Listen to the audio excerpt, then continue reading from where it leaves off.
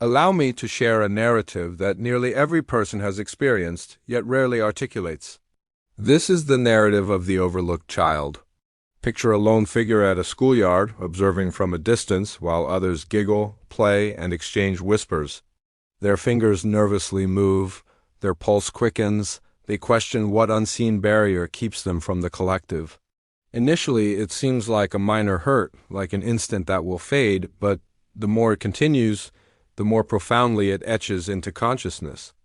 If you have ever felt like that youngster, even just briefly, you understand how crushing quiet can become when it carries dismissal.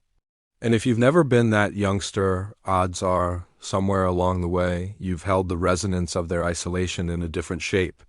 Being left out doesn't only occur on schoolyards, it occurs in learning spaces, in households, in professional environments. In civilization as a whole, and the psychology underlying it is much more influential than most recognize. Here's the peculiar reality. Humans are programmed for connection in the identical manner we are programmed for nourishment, hydration, and refuge. Brain researchers examining neural activity have found that social dismissal triggers the identical regions as bodily harm. That's the reason a harsh chuckle or a murmured confidence can register like an injury you cannot observe.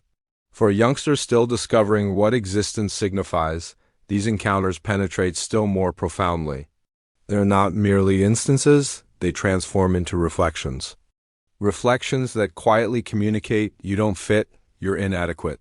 The overlooked child doesn't merely lose access to an activity, they shoulder the burden of being unseen, and being unseen, across duration, reshapes how an individual perceives themselves. But what makes it so agonizing? To respond to that, we must look backward through years, not merely to youth, but to human ancestry. Throughout most of our development, connection wasn't discretionary, it was continuation. A person isolated in nature was exposed.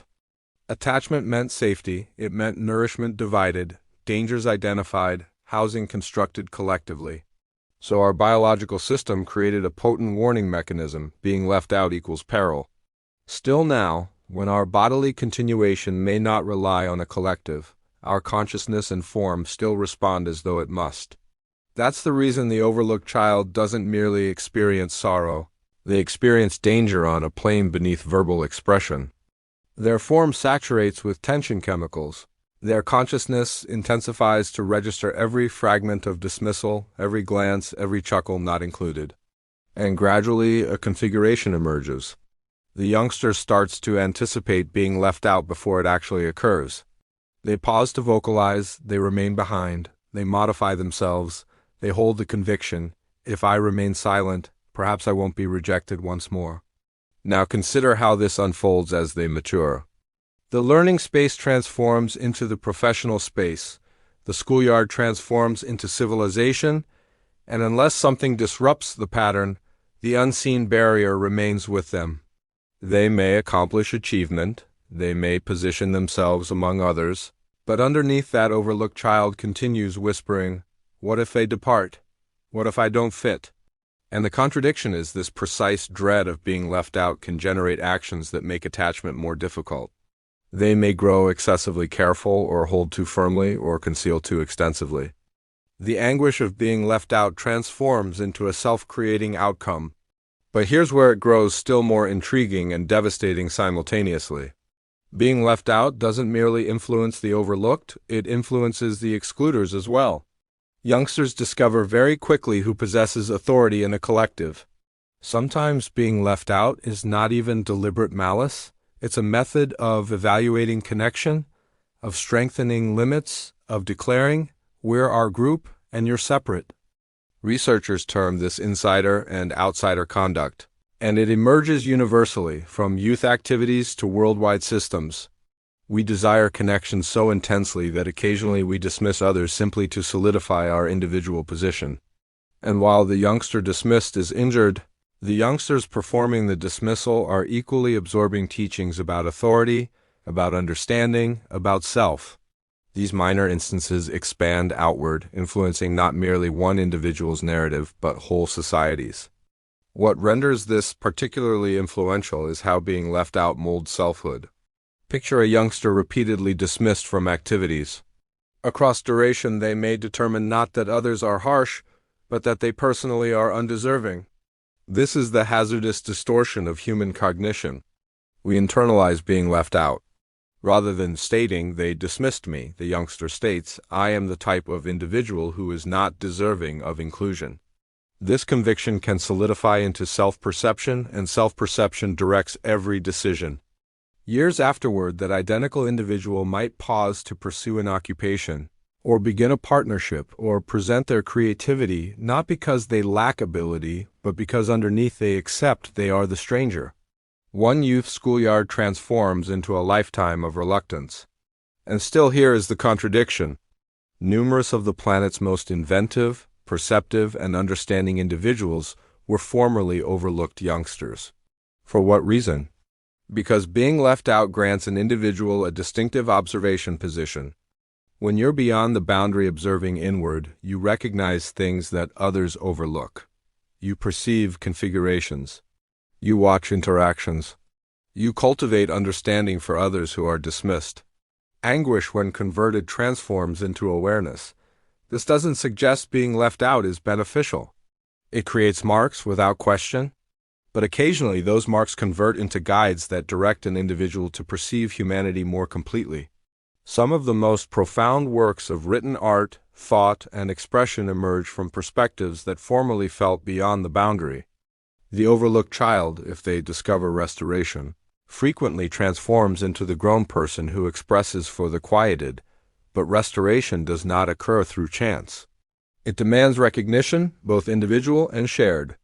On an individual plane, it signifies discovering to distinguish your selfhood from your encounter. You were dismissed, but you are not dismissal as such. You registered being unseen, but you are not lack of presence. On a shared plane, it signifies acknowledging the indirect methods we continue constructing unseen barriers. Who receives invitations into exchanges? Whose perspectives are magnified? Who receives overlooking not from malice but from routine? Every society, every learning space, every professional space holds these interactions, and the expense of disregarding them is substantial, not merely for the persons dismissed, but for the abundance of what we all could achieve if no perspective were dismissed as unheard. There's an additional dimension to this that numerous overlook. Youngsters don't merely absorb about being left out from their companions, they absorb it from grown persons as well. An instructor who unconsciously prefers vocal learners can strengthen the quietness of more reserved ones. A guardian preoccupied by their individual challenges can render a youngster experiencing being unseen. Even caring households occasionally dismiss the inner requirements of a youngster who doesn't match the anticipated pattern. And when youngsters detect this type of dismissal at residence, the injury penetrates still more profoundly, because residence is intended to be the sole location where connection is absolute. Research in growth psychology has revealed that youngsters who repeatedly experience being emotionally dismissed, even indirectly, are more prone to face tension, sadness, and challenges establishing confidence in grown years. It's not regarding one instant, but regarding configurations. The human consciousness, particularly in youth, is a configuration identifying instrument. And if the configuration it perceives is, "I don't fit," that conviction can resonate for years. Still, as agonizing as this is, here's the optimism. The consciousness is not permanent. Our perception of selfhood is not fixed. Brain research reveals to us that with fresh encounters, fresh partnerships, fresh shapes of self-comprehension, we can actually reconstruct the configurations. The overlooked child within us can absorb fresh teachings. They can absorb that being left out was never evidence of lack of value. It was evidence solely of the vulnerability of human collectives, of the constraints of others' recognition, of the shared challenge we all possess in attempting to fit. In reality, understanding that nearly everyone, at some moment, has experienced like the overlooked child can itself be restorative. Because suddenly the barrier is not between you and everyone separate. The barrier is an illusion constructed from instances of dread, but it does not characterize the entirety of existence. So let me pose this to you. If nearly every person has experienced being dismissed, what would shift if we all retained that reality in our regular interactions? What if, rather than unconsciously repeating configurations of dismissal, we transformed into deliberate creators of acceptance. What if every occasion you recognized someone at the edges, you questioned yourself, what minor action could render them experiencing seen now? Occasionally, it's as basic as visual connection, a grin, a sincere inquiry. To the collective, it may appear like nothing. To the overlooked child, it can register like illumination penetrating through a tempest. This is not merely concept. Investigation on connection reveals that even minor actions can significantly alter results. One investigation discovered that when instructors composed supportive messages on learner compositions, learners not solely advanced educationally, but expressed experiencing more attached and assured. A different investigation revealed that professional spaces with environments of acceptance possessed elevated inventiveness, more powerful execution, and reduced departure. Acceptance is not merely kindness, it is influence, it is the releasing of human capability. And every overlooked child who is received back in doesn't merely restore, they carry back with them a profundity of perception the collective might never have discovered on its individual capacity. But there's a different reason the narrative of the overlooked child matters so significantly. It's not solely regarding what occurs in youth, but equally regarding what those initial injuries teach us regarding the actual character of existing human. To register being dismissed is, in numerous methods, to face the most fundamental dread of being. The dread of existing isolated in an existence that registers too vast, too uncaring. And still, contradictorily, this identical encounter teaches us regarding the most profound yearning we all possess. The yearning to be perceived, comprehended, and received for who we are. The overlooked child is not merely a character at a schoolyard. The overlooked child is a reflection of the human situation. Consider it. Every society, every thought system, every spiritual tradition at its foundation contends with this inquiry. Where do I fit? Who am I in connection to others? The anguish of being left out reminds us of how vulnerable our perception of identity can exist, but equally how persistent we can transform when we pursue connection, not merely from others but from interior. This is one of the most influential transitions an individual can create. The understanding that connection is not solely something granted by a collective, but something we can nurture inside ourselves. For the overlooked child who develops into grown years, restoration frequently commences when they acknowledge that the lack of connection externally does not signify the lack of value internally. Still, that is simpler stated than accomplished, because being left out creates resonances. It emerges in the method you pause before vocalizing in a collective. The method you reconsider whether your narrative matters, the method you occasionally reduce your aspirations before anyone separate possesses the opportunity to dismiss them. These resonances can be indirect, but they are actual. And still, here is where psychology provides a direction forward. Research reveals that when individuals reconstruct their historical encounters, not as individual inadequacies but as shared human challenges, they start to release the hold of those previous injuries. Rather than stating, I was dismissed because I wasn't sufficient, the narrative transitions to, I was dismissed because every collective, every person faces dread and limits. This reconstructing doesn't eliminate the anguish, but it alters the significance. And significance in the conclusion is what permits injuries to transform into understanding. There's an elegant idea in growth psychology termed as growth following difficulty.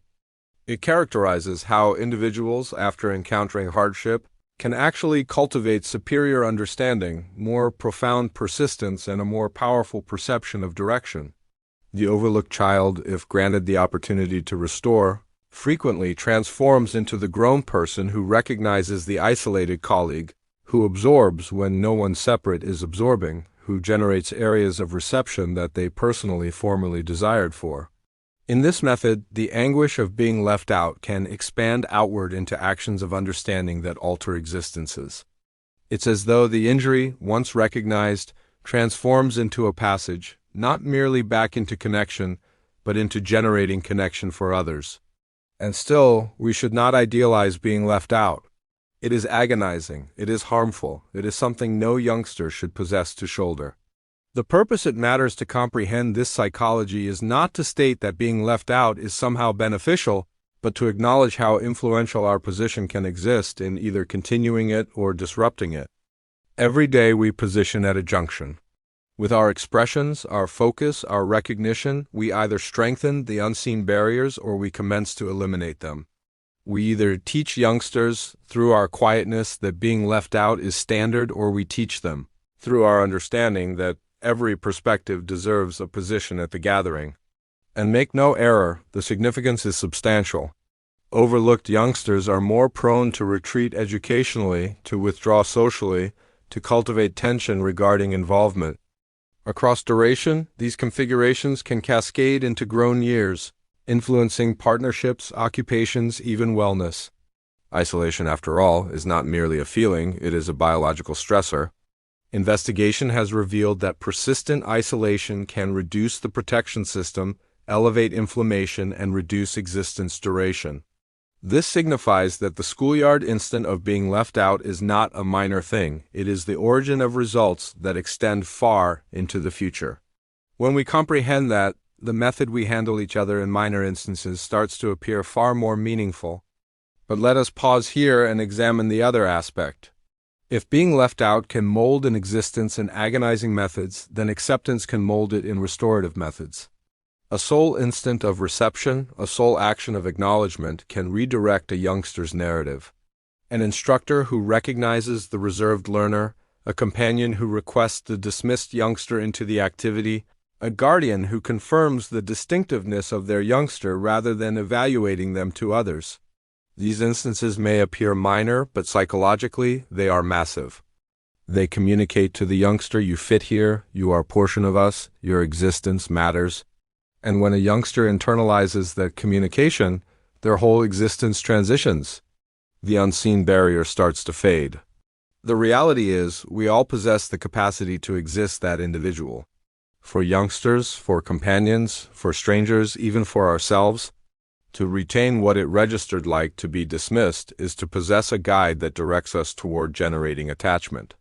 Every occasion you select to absorb when it would exist simpler to disregard, every occasion you create a space for someone who is dismissed, you are not merely altering an instant, you are altering a configuration. And when configurations alter, existences alter. Now let's transport this more profoundly. What does it signify on a theoretical plane to exist in an existence where being left out is so typical? Some philosophers propose that being left out is unavoidable, that whenever humans construct a collective, limits will be established and someone will be dismissed. There may exist reality in that, but unavoidability is not identical as fate. We may not possess the ability to eliminate being left out entirely, but we can convert how we respond to it.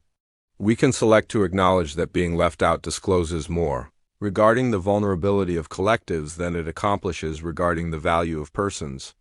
And in acknowledging that, we can commence to exist differently, not pursuing connection as evidence of worth, but providing connection as an action of humanity. The overlooked child then transforms into an instructor of understanding, an instructor of persistence, an instructor of what it signifies to shoulder anguish and continue selecting care. Numerous of us continue shouldering that youngster inside us. And perhaps, just perhaps, the most significant action of restoration is to direct to that internal youngster and state the expressions they always required to receive. You fit, you always belonged.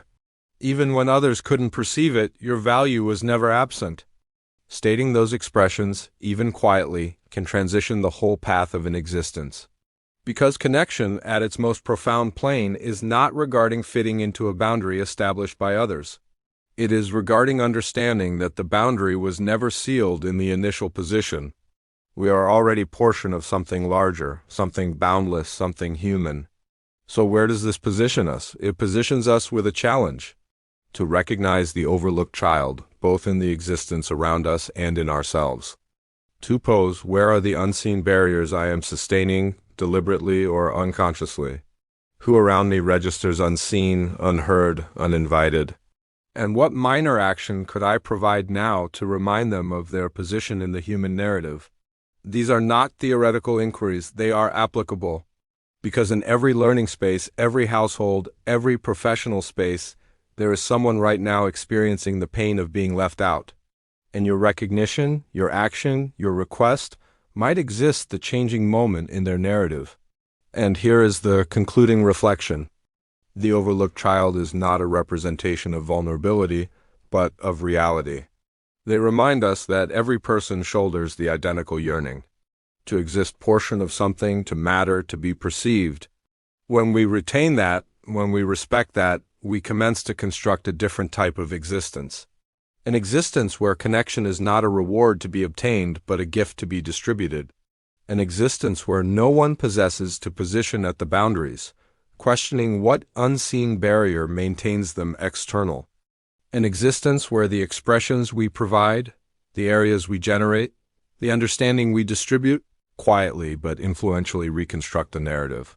So, the following occasion you perceive someone positioned isolated or register yourself withdrawing into quietness, retain this. The narrative of the overlooked child does not possess to conclude in being left out. It can conclude in acknowledgement. It can conclude in attachment. It can conclude in the basic transformative action of stating, you fit. And perhaps in stating it to others, we finally absorb to accept it ourselves.